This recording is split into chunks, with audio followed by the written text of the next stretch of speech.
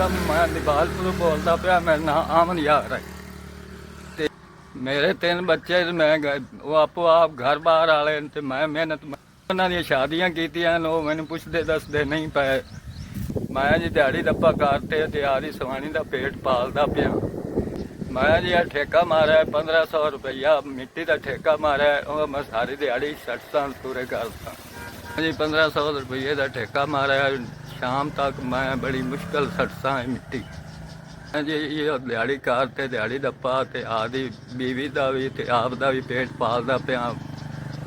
ਕਦੇ ਨਹੀਂ ਵੀ ਲੱਭਦੀ, ਬੜੀ ਮੁਸ਼ਕਲ ਹੋ ਜਾਂਦੀ ਹੈ।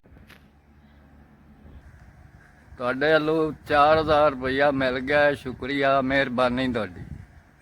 ਅੱਲਾਹ ਤਾਲਾ ਤੇਰਾ ਕਾਰੋਬਾਰ ਤਰੱਕੀ ਹੋਵੇ, ਸੋਹਣਾ ਤੇਰਾ ਕਾਰੋਬਾਰ ਚੱਲੇ, ਸਾਡੇ ਤੋਂ ਵੀ ਤੂੰ ਆਸਾਨ ਕਰਸੇ।